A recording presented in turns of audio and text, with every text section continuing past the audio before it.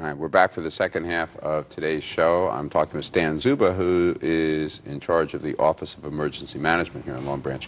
When we ended up, we were talking about DSRs. Yes. And what the city does to be prepared and to recoup its money. But let's talk about something a little more basic to start the second half. Every house should have certain things in it so that they're ready for a bad storm. Absolutely. And they're real basic items, and I suspect that a good chunk of the homes in Long Branch and around don't have them. What would you recommend? Well, first they should have a family disaster plan. They should sit around, take some time, even dinner time, or on a weekend when they have an hour or two, talk about what they would do with their children, where they would go in case of a disaster. For instance, if something were as catastrophic as the Category 4, Category 5 hit here, next year we would have to evacuate. They should have either a family member or friends that live out of state to the west of us to get off the coastline that they know that would be a point that they could go to. So that kind of plan comes into play if we were in New Orleans, or if we were going to get hit with that kind of storm where you don't know how well the city's going to survive a storm like that. Exactly. Even a Category 1, Category 2 here. I mean, we had so much water in the '92 storm, and my biggest concern is families getting separated. Right.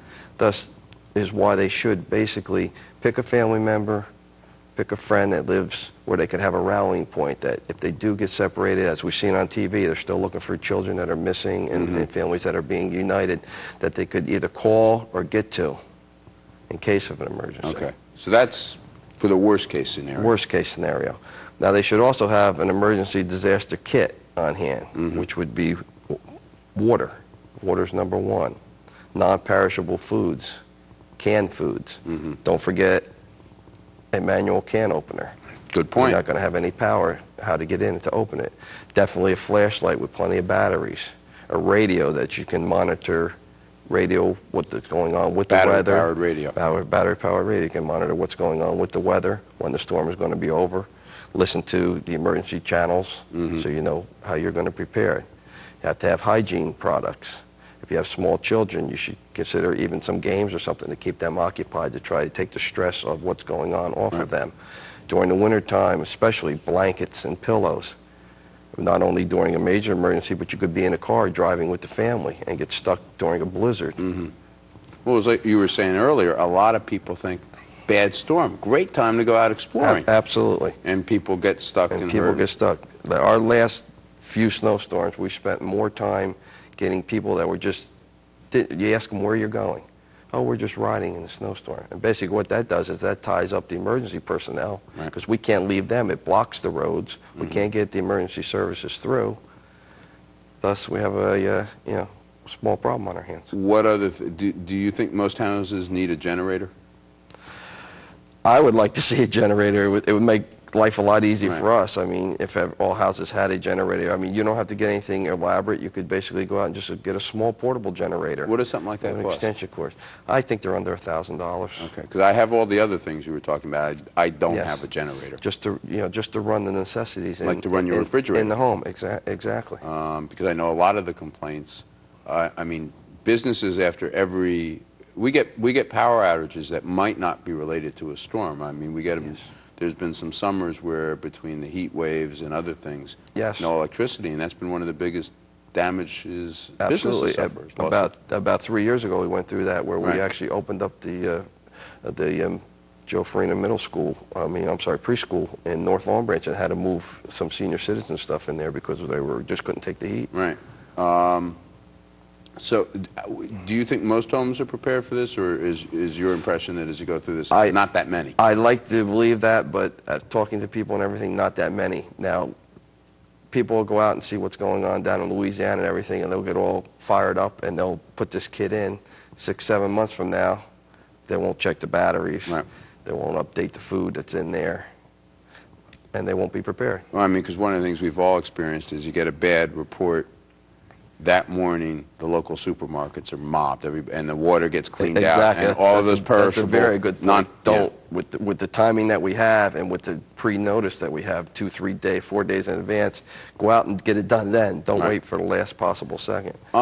We were talking before. I mean, a storm hits, for example, we know we're going to get 1 or 2 bad snowstorms in winter, and we build that into the budget. Yes. But we don't know when, we don't know how, and we don't know what the overtime cost is going to be. But a lot of that we get back. Yes. I mean, because our costs, not just in physical damage, but our expenses can be hundreds of thousands of dollars. Absolutely. We are allowed to recoup a lot of those funds for police, for fire, for first aid, public works, any city utilities that we use, city people that we use.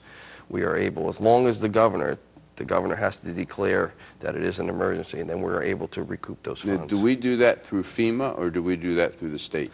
On the major declarations that it would be a federal declaration, then we would do it through FEMA. But on the smaller ones, we just do that right through the state. Okay, now the '92 storm was a FEMA. Yes, it was. I mean, that was the first time I was mayor that we were Yes. dealing directly with FEMA. Yes, that was a federal presidential declaration. If we don't have our plans in place, will FEMA reimburse us? Not one penny. Every plan, the emergency operating plan that we discussed earlier, has to be in place, has to be updated in order for us to receive any of these funds. You know, I know one of the things you had said was when the '92 storm hit, and I never saw anything like that. I thought the city was getting washed out to sea. Yes. Because there were parts of town we couldn't get to at high tide. There were Not at all. inaccessible points of town, and I remember in a police car getting a call that somebody had gone out in a boat.